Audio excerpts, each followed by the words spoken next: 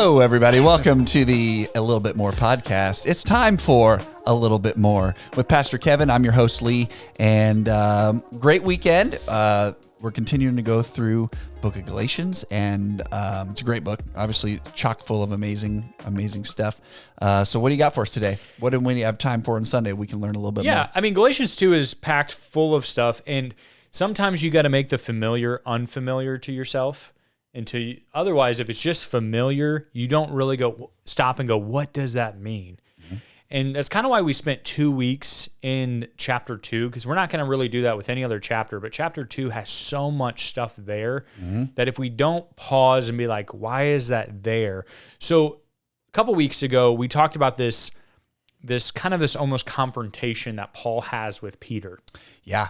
And it's a pretty big deal in the context of what's going on. One, because of who Peter is. Two, who Paul was as Saul, and the boldness that he has to go and confront him. And there's so many cultural things that are going on that don't end up in the text that it's like, well, what was the big deal? Mm-hmm. So that's kind of what I want to talk about is what's the big deal? Mm-hmm. Like, why was it a big deal that Peter's like, I'm just going to not talk with them anymore? So, okay, in verse 20, after this whole dispute's going on, this is kind of Paul's bold words, and he goes, I have been crucified with Christ. Mm-hmm. And it's no longer I who live, but Christ who lives in me.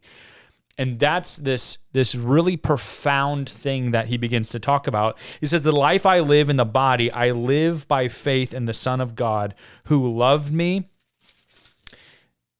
and gave himself for me. I do not set aside the grace of God, for if righteousness could be gained through the law, Christ died for nothing.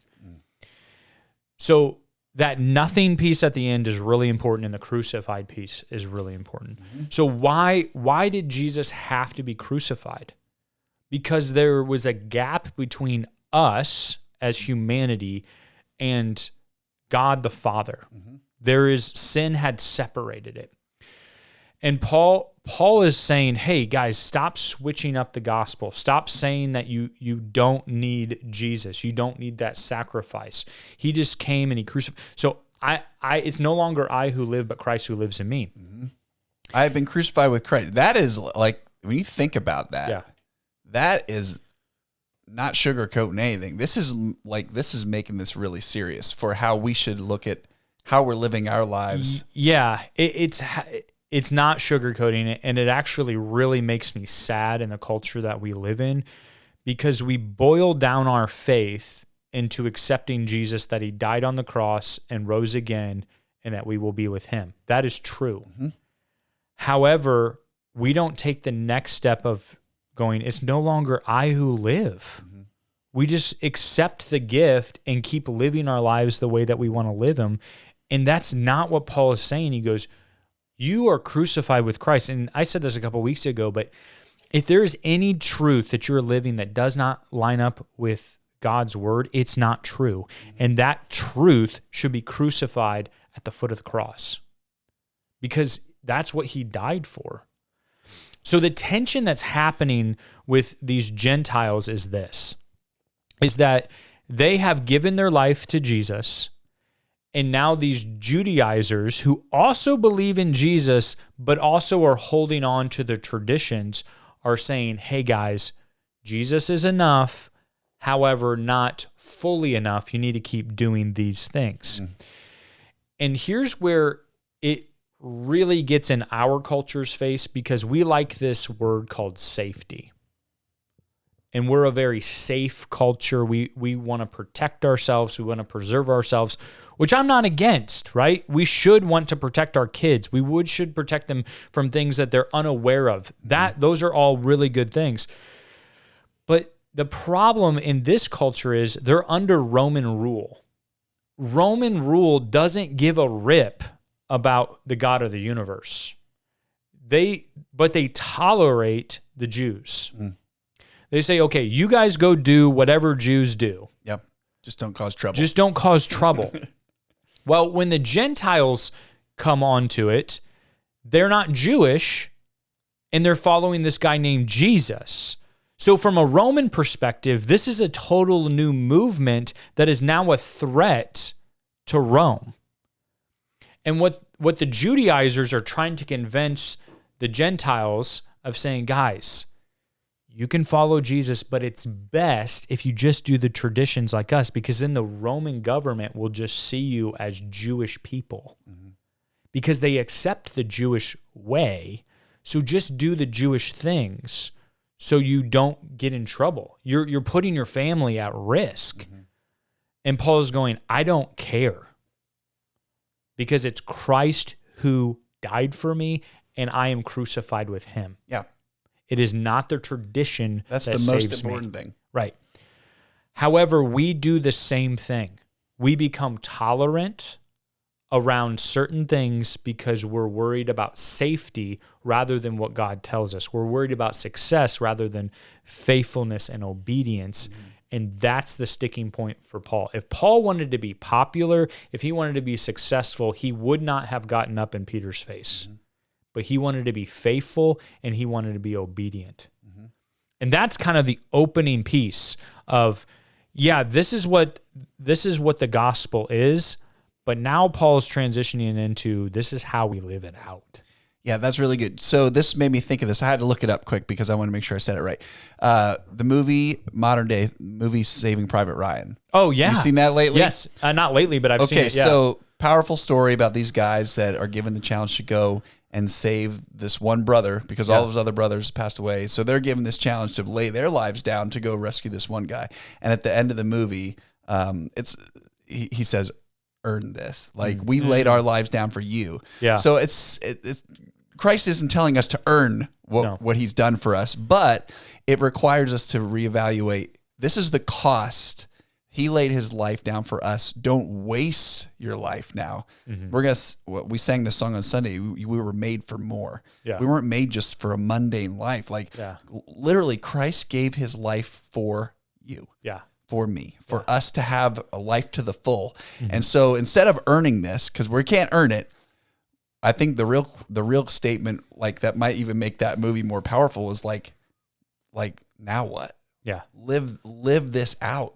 Take advantage of this gift of life that's been given to you and don't waste it. Yeah, and that's actually a beautiful illustration, because there's another piece that we totally ignore in this passage as Americans, that it's my justification, that it's my salvation, that it's my relationship with Jesus. And if you go back to the earlier translations of this passage, it's not, yes, it is your relationship with Jesus, right? You have to make that decision. But earlier translation says his faithfulness, not my faith. And that's radically, That's a big difference. That could be radically different, right? So you still have faith, but your faith is not in what you do, but in what he has already done. And so the other piece that it's once you have surrendered your life to Christ, there is a communal piece to this that we oftentimes neglect. And that's what Peter is ignoring and what Paul is trying to share with him. What are you doing? The people that you just walked away with and the people that are walking up, they all should be following the same God. Yeah. And one group is starting to understand it. The other group is saying, no, you need to do this. And it calls them like spies. They're infiltrating it, right? And we need to not come with agendas. We need to defend and know what truth says, because it's God's truth, and we need to live within community. That's 100% true. We've been talking about this a lot in the last couple of weeks, is the difference between truth and opinion. Yeah. And how my word, it's like I'm sick. I'm literally sick to death about the word opinion and how people just share their opinion as if it is truth. And that's why honestly, I just don't go on social media much anymore, because it's so frustrating to me about just people sharing their opinion as truth instead of just relying on the truth of God's word. Yeah, and you don't have to be a butt about it. But oftentimes it comes to be it comes to be. But I would say as Christians, we and I on staff, I've even corrected some people that say, well, in my opinion, this is what we should do, or this is, in my opinion, I think this is what God is doing. No, say it as if it's true. Yeah. No, this is what The word says. Yeah, the word says. Yeah. I actually, there's a policy I live my life on. I don't tell a lot of people this, but You're about to tell a bunch of I'm people. going to tell a bunch of people. I don't give my opinion Yeah. unless I'm asked, what do you think? Yeah. That's different. Yep. Because number one, it's like, why should people care what I think? But if you do care, you're going to ask me. Right. So I think that's a good way to live your life in real life and on social media is don't feel like you have the answer to the world just because you think it. Yeah. Go back to the word, go back to what the word says and how it I mean, what we're going through in Galatians is a prime example of this. This is what God says. Mm-hmm. His way is always best. Yep. So surrender your life to that and live it out. Right. And you're going to be in a great place. If you're following this, it's not your opinion. So don't say, in my opinion, God says, word says, this is the word. And I'm going to live my life based upon it. And what Paul was doing, he was giving truth. And this is what we sometimes miss. I want to be more like Paul where he's bold like that.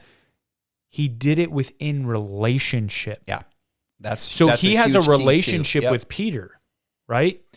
So build relationships with people before you point the finger at them. Be connected to the church. Yes. I try to say that from stage quite a bit, is to realize how beautiful it is to gather together as the church. Yeah. It is truly a gift from the Lord that we have each other and we can walk through life together. You said that before, statement earlier in the day. Friends' words are, what are they?